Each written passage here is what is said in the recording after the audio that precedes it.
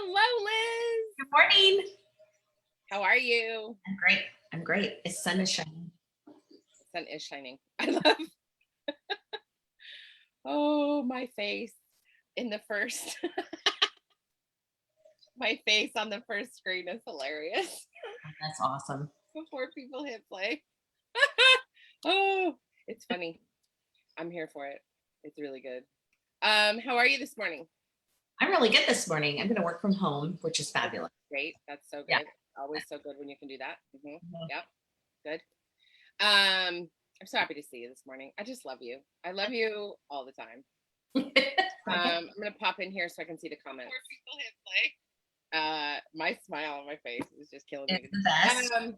I love you so much.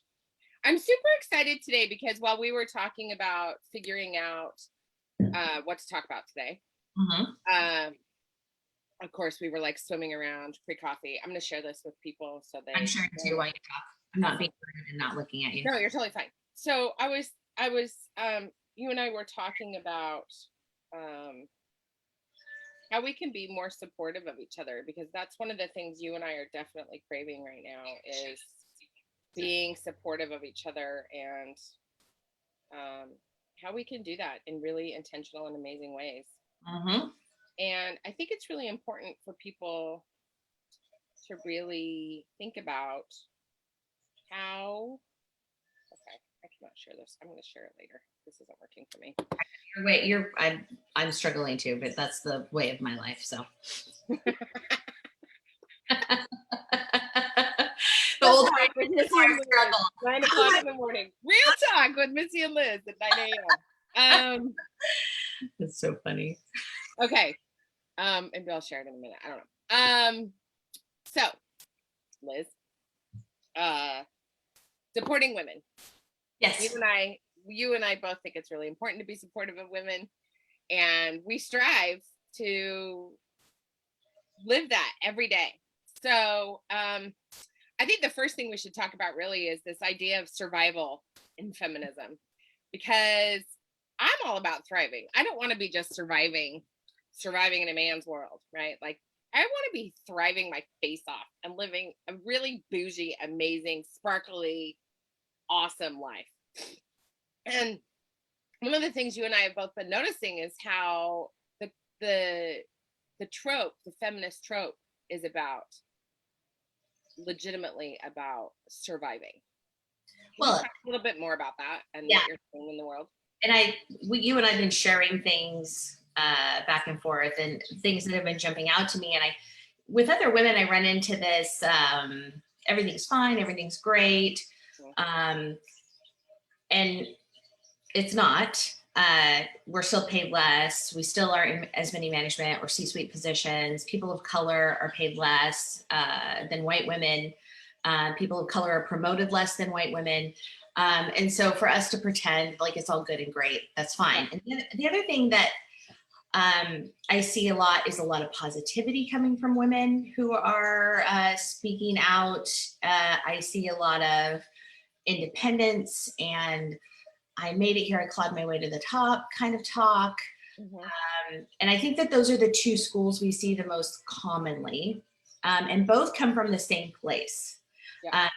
And that is really great women who are 70 plus years old, who are our moms, who had to claw their way to whatever corporate top that they had to get to. And they were lucky enough to get there because their moms weren't allowed to be there at all. Right.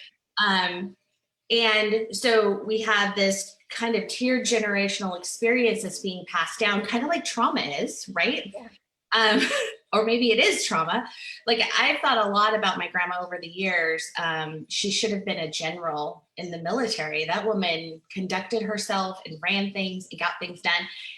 She must have been such a frustrated human being that I believe, and I can say this about my grandma, and I think all my family members would have agreed, she probably wasn't the best parent. It was not a good experience to be a child in her household. And I don't believe my grandma was happy being a mother and a homemaker. But that's the only option she had in her life, right? And so her teachings were taught from coming from that place. And then my mom took in some of those beliefs, and my mom climbed as far as she could and clawed and acted like a man or acted super positive and smiled all the time in order to get, because those were the only two paths forward for her. And she passed those thoughts on to me. And so now what we're dealing with in an industry of women who've clawed their way to the top of wherever they are, or to the presidents, or fought for their commission splits, or fought for whatever it is they got. Right. Is that still how it's done? And I want to say that that's more of a survivalist, eat the crap that was given to you and put whipped cream on it and sprinkles and call it good kind of mentality. That I don't think applies today. I think we can take it to the next level. When I hear my daughter talk, when I hear women in their 20s and 30s talk, it's a completely different reality. And so I kind of want to bridge those generational feminist takes, because that's what they were, right? They were all feminists in their time, but it's different now. And I just want to say it's different now. I don't have to use sports analogies, talk about war, be independent and never cry and never be frustrated. And I also don't have to be positive and happy and cheery and smiley all the time to be a successful woman. Yeah. That's what I want to talk about. Yeah, I think the thing that's really one of the reasons we're doing this conference is because we want to bring women from all walks of life, in not just in the mortgage industry, but in the real estate, finance, insurance. Like, we want to put everybody together in a room and be like, anyone who's involved with mortgage at all, and be like, here's the deal. Like, it is time for us to have real conversation about what's really happening in our lives, and what we're discovering as we start asking questions, because we're not being smiley. We're not talking sports unless we actually understand sports, right? I mean, if you like sports, that's cool. I mean, no judgment. Yeah, right. And you don't have to do those things to become successful in your business. And so I'm really curious what you are hoping for people when they come to this conference, when it comes to talking about expansion and evolution in our businesses and in our lives. People walk away with. I want people to walk away with an awareness of the story that was taught them and they're telling themselves about their place in the world. And I want them to take that awareness, and I want them to figure out if that really is the truth. Yeah. Right? So because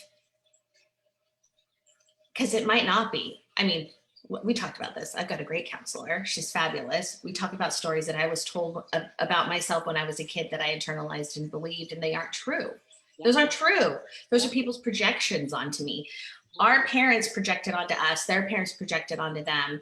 We were told that we should behave a certain way. I saw a quote on Instagram this morning. Well, if you behave like a lady, we'll treat you like a lady. No. What? That was a quote on Instagram today? Well, it was attacking the quote, to be fair. Right. But like, still. Yeah, it was, I don't think I have to behave anyway for anybody's approval. Now, I know that we're in sales and we have clients that we deal with, and that's a whole nother, the public perception. But when I'm dealing with my bosses and I've asked nicely 5 times for something and I still haven't gotten what I need, I get to be a little more assertive. And whether or not you're comfortable with that as a man isn't my problem. You haven't done what you were supposed to do. I get to address it directly, and I get to set my expectations. I don't have to go, gosh, but how will I be perceived? Right. Right. So how can we support each other? Because I think a lot of people aren't in that position. Like, a lot of people are still in positions where they have to worry about if they want to keep their job, they have to be concerned about how people perceive them. So part of what we want to do in this conference is create that confidence so that women walk away knowing with the actual tools they need. Well, Soraya is going to come talk about how the world perceives us, right? And how other women perceive us and how we perceive ourselves. But I would say that I'm kind of in this wacky philosophy of that if you can't speak your truth, Yep. and you don't scream it, right? You do it in a way that's adult, and you can't ask for what you need, then that's probably not the place you need to be anyway. And I know that that's a scary statement to say. And I would also say that you probably have more power than you realize. And it's not as fragile as you perceive. Yeah, I think that's one of the things I'm really excited about with some of the panelists and some of the other people who are going to be talking about, you know, making your way to yes, and not, and really learning how to take risks in speaking your truth, and Yep. using your voice, and really being able to say, okay, like I this is my own stuff and my own fear getting in my own way, Right. and then this is the reality of the situation, and how do you disrupt the situation in a way that is get you to It's, where you want to be. it's just like sales. Yeah. Us dealing with our power and our feminism is just like sales in the sense that I'm going to go ask and I know they're going to say no. Yeah. And if they do say no, let's start with that scenario. If they do say no, it's because they didn't like me or I didn't do a good job. Well, it could be they just had a crappy day and you need to go back tomorrow and ask again, right? We project that we know why people are responding the way they're responding. Right. So the first thing we need to say is you need to speak your truth and ask for what you need and not project how you think they're going to respond. Right. Just like we do in sales every day when we say, I know that you saw 1.5% on the internet for an interest rate. However, the reality is your rate is this, right? And let me explain to you why. And people have a lot of anxiety about that, there's a lot, we have this in our industry, people have a lot of anxiety about talking rates and money and pay and all that other stuff. Quit projecting how they're going to react because they're looking at you as a professional. They're looking at you. Even your boss is looking at you as a professional. Yeah, you're the mortgage lender. Yeah. Yeah. How do you feel like women can start supporting women in your industry? I would love to hire more women. I would love to hire more people of color. I think that if they aren't coming to you to be hired, then you need to do some work to figure out how you can mentor or encourage women or people of color to be hired. Because I don't think we're going to have equity in pay until there's more of us. What do you mean by equity in pay? One of the things that you've been discovering is that women are being paid a crap ton less than men. Yeah, the cool thing about our industry is it's such a heavily regulated beast that that they really can't hide anything. Yeah. And I keep saying that we're working towards it, but we've had little to no, in some cases gone backwards. The pandemic, we know women have left the workforce at a greater rate than anybody else. That includes all of us in the finance and insurance and real estate industries. But we have the data and we can pretend like it's something else, but we have the data. Yeah. Right?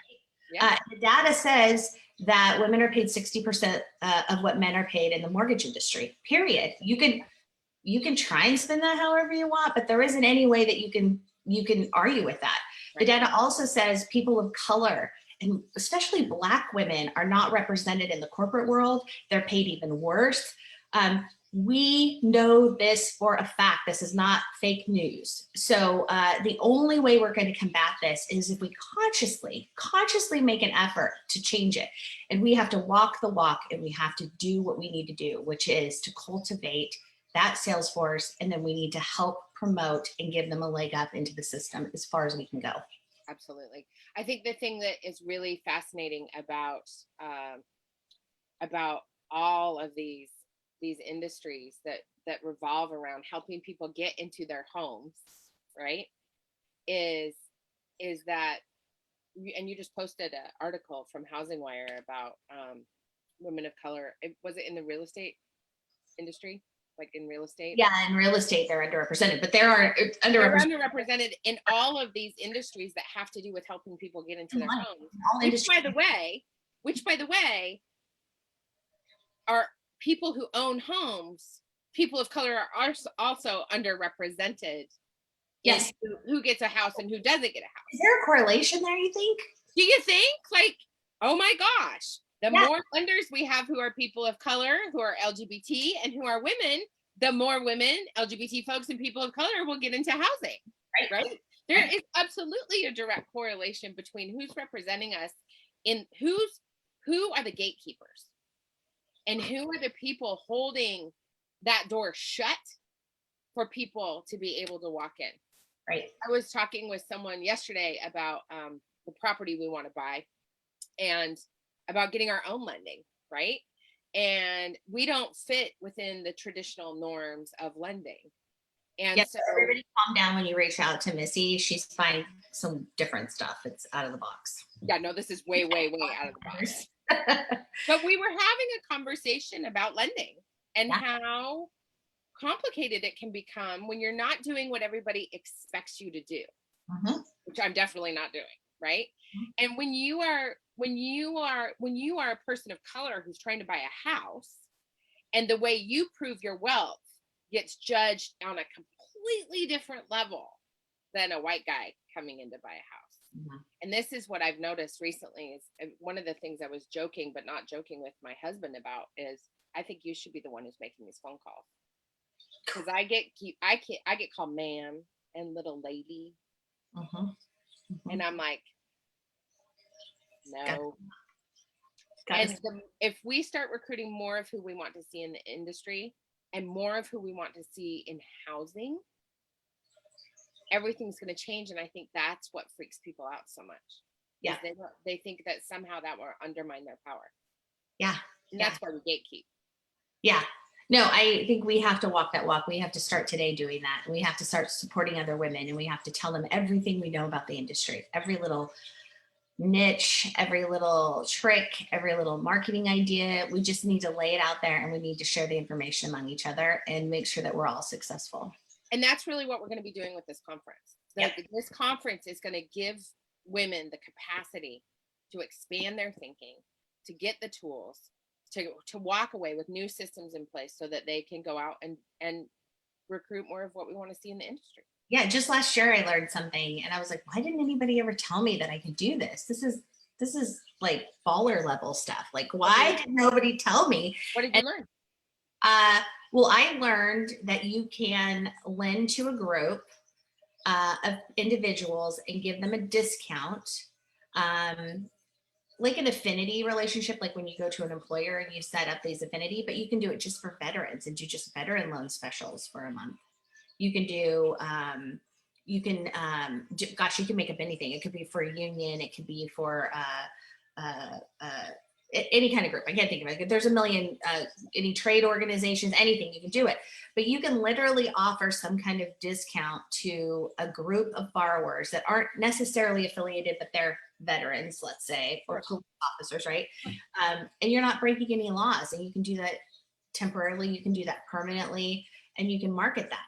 And while I know that seems basic and some of these ladies are going to know, I knew we had affinity partnerships, but I didn't know you could like run a month special. Wow, that's cool. Right? And just go, hey, everybody that's a veteran today, this is how much you get. I didn't know that existed and how that worked. So I was surprised. I didn't think of it or assume it or just know it or that it wasn't obvious to me, but it wasn't, right? So that's why I say we need to lay everything out there, because we have a zillion different variations of down payment assistance programs and USDAs and guidelines and rates every day and marketing programs and Facebooks and social medias and all this stuff that we're always doing every day. And sometimes we just need somebody to go, what are you doing today that you love? What's setting you on fire? And just to get inspired to do your job again. Love it. Totally love it. So good. Is there anything else you want to talk about today that we haven't talked about yet? No, just be the damn change. Be the damn change. And you know what? Buy your tickets to the conference. That's the other thing I want to say. Oh, please buy tickets to the conference so we can talk about it. Like, buy your tickets to the conference. We are so stinking excited about it. And it's just going to be, I'm putting the link in the comments, and I'm going to actually put the registration link in the comments too, so you can just go right away and click on it. I mean, tickets are $145. Super, it's going to be amazing. And all of us coming together and listening to Soraya speak and listening to all these other women talk and get us all jazzed up, it's going to be incredible. So just open to maybe it's maybe we have more flexibility and freedom than we think we do, and we're just carrying around these old tropes in our heads. Yeah. And you don't really have to smile all the time for the ladies that hate. I always And said, you can't smile all the time if you're just naturally happy and go lucky. no, I always said I was really lucky. I love to smile, thank God. But I have a daughter who does not like to smile, and I can't tell you how many times I thought, oh, I should just smile. It'd Right? be so easy. I haven't said it out loud, but the thought has come to my mind. Sure. So I just want to open this up, and I just want to say, let's be everything we think we can be and we want to be. Everything we dreamed about being. Let's be it. Let's be it. So good. Join us for the conference, y'all. It's going to be a great time. Get your tickets now. Links are in the comments. Come and have fun and play with me and Liz. It's going to be a good time. Thanks, Liz. See you next Thursday. Last dance today. Bye. Bye.